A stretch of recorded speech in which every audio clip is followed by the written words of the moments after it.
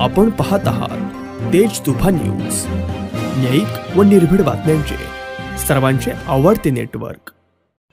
पुणे जिल्ह्यातील जुन्नर तालुक्यातील आणे या गावामध्ये एका वृद्ध 68 वर्ष निराधार महिलेला तिच्याच खरेदी केलेल्या जागेमध्ये घर बांधण्यापासून वंचित ठेवत असल्याचा प्रकार समोर आला आहे। आणि येथे वयोवृद्ध 68 वर्ष बेबी कमरुद्दीन मनेर वय वर्ष 68 या महिलेला आठवडे बाजार करून तसेच गावांमध्ये टपरी वजा दुकानांमध्ये बांगड्या विकून आपला व आपल्या घराचा संसार ही महिला चालवत आहे। बेबी कमरुद्दीन मनेर यांनी भाऊ मारुती गुळवे यांच्याकडून सिटी सर्वे नंबर 432 या मोकळ्या जागेचे खरेदी खत केलेले आहे। 2 महिन्यांपूर्वी बेबी मनेर यांनी स्वतःला राहण्याकरिता घर भेटावा म्हणून त्या घराकरिता 2 लाख रुपयांचे विटा, कच व खडी बांधकाम साहित्य आणून ठेवले होते। त्यांची ती बांधकाम साहित्य सुद्धा चोरीला गेलेले असल्याची त्यांनी तक्रार आळेफाटा येथे नोंदवली आहे। स्वतः जुन्नर तालुक्याचे व गटविकास अधिकारी व आणे गावचे ग्रामपंचायत यांनी या बांधकाम करण्यासाठी परवाना दिलेला असताना गावातील आणि गावाचे उपसरपंच सुहास आहेर हे बांधकाम करण्यासाठी अडथळा आणतात व बांधकाम करण्यासाठी आलेल्या कामगारांना हुसकावून लावतात, तसेच जीवे मारण्याची धमकीही देतात अशा प्रकारचा आरोप बेबी मनेर यांनी केला आहे।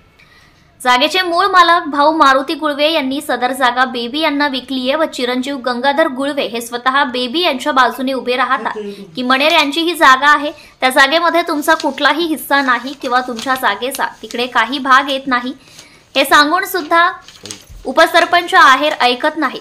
सदर 68 वर्षाची महिलेची कुणीही दखल घेत नाही म्हणून सदर 68 वर्ष महिला 22 जानेवारी रोजी जुन्नर पंचायत समितीसमोर बेमुदत साखळी उपोषणाला बसणार आहे। त्यांना न्याय भेटत नाही तोपर्यंत त्या हटणार नाहीत अशा प्रकारची मुलाखत त्यांनी तेज तुफान न्यूजला बोलताना दिली आहे। जुन्नर तालुक्यातील आणे गावातील आज आपण बेबी मनेर यांच्या इथे आलेलो आहोत। बेबी मनेर ह्या एक वयस्कर आजी आहेत।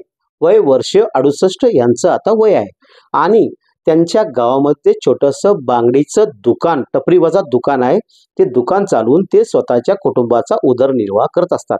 बेबी मनेर यांनी स्वतःचं एक खरेदी खत केलेली जागा आहे। त्यांच्या शेजारी आणे येथील उपसरपंच सुहास आहेर यांची सुद्धा जागा आहे। तर बेबी मनेर यांच्या म्हणण्यानुसार मी माझं घराचं बांधकाम करण्याकरता कारागिरांना बोलावलेलं आहे। बोलावलेलं असताना म्हणजे काही दिवसापूर्वी बोलावलं होतं। बोलावल्यानंतर त्यांना असं सांगण्यात येतं की तुम्ही इकडं घर बांधायचं नाही, बांधकाम करायचं नाही, इथली वाळू उचला, इथली विटा उचला, इथलं मटेरियल उचला।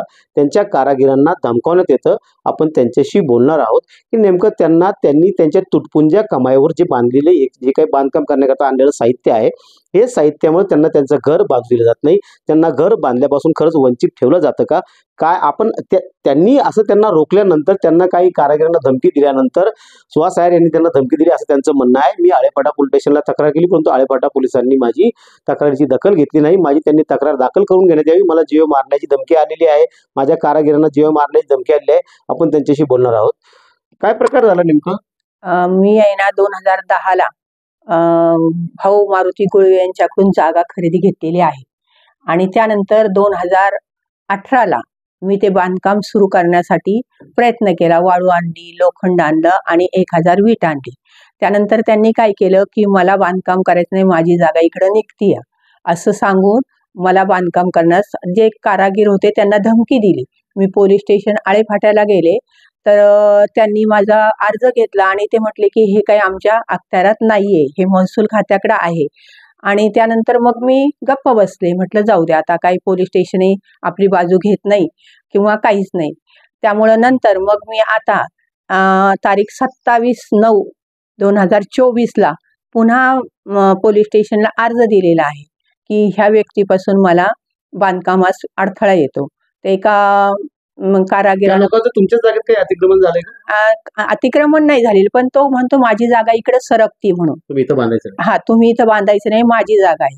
आणि खरे पत्रव्यवहार केला? पत्रव्यवहार म्हणजे फक्त पोलीस स्टेशनशी आणि बाकीच्या ठिकाणी सगळीकडे केलेलं आहे। हा, आता सगळीकडे केलेलं आहे।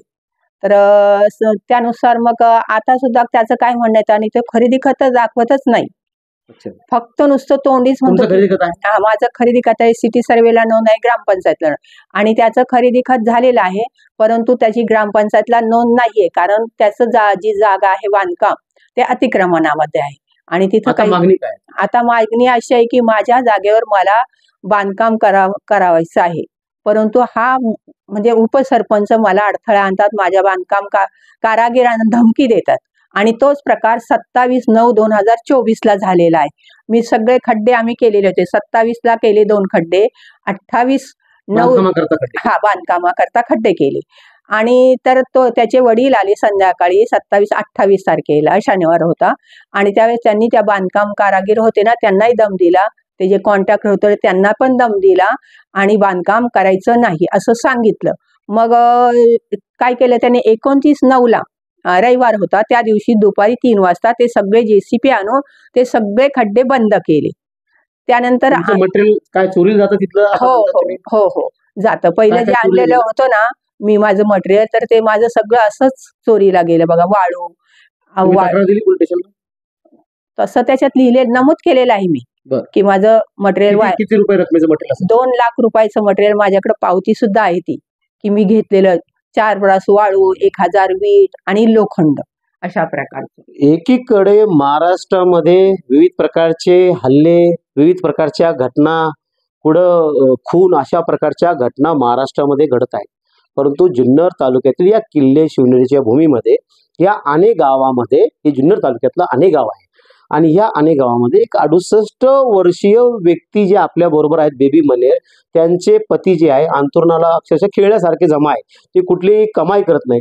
ह्या एक महिला आहे, एकीकडे लाडक्या बहिणींना आम्ही 3000 रुपये देतो अशा वल्गना करायच्या, यांना पैशाचं प्रलोभन दाखवायचं, यांची मतं घ्यायची, सत्तेमध्ये बसायचं आणि दुसरीकडे मात्र अशाच या लाडक्या बहिणींना घर बांधण्यासाठी काही लोक अडवणूक करतात, त्यांचं मटेरियल चोरून घेऊन जातात, त्यांना जीव मारण्याची धमकी दिली जाते आणि अशा महिलांना उत्तर मिळतात की हे आमच्या अखत्यारीत येत नाही.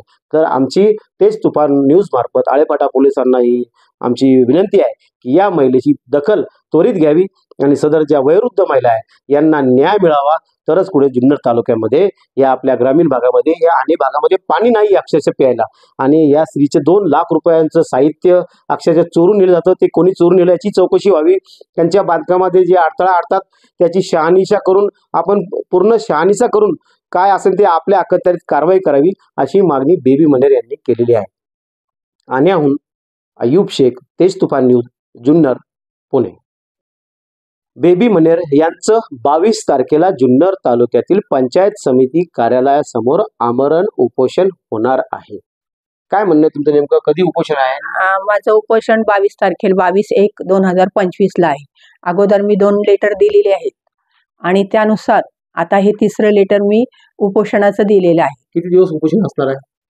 आता ते मला न्याय मिळेपर्यंत मी उपोषण करणार. तोपर्यंत तुमच्या प्राणाला काय झालं त्याची जबाबदारी कोणाची? ती शासनाची जबाबदारी. तुम्ही वयस्कर आहात, माझा शरीर साथ देत नाही माझे. हो करणार. मग काय करू? मला जर न्याय मिळत नाही तर मला उपोषण करण्याशिवाय पर्यायच नाही, कारण अगोदर मी 2 लेटर दिलेले आहेत आणि हे उपोषणाचं 3रं लेटर दिलेलं आहे. Subscribe now and press the bell icon. Never miss an update.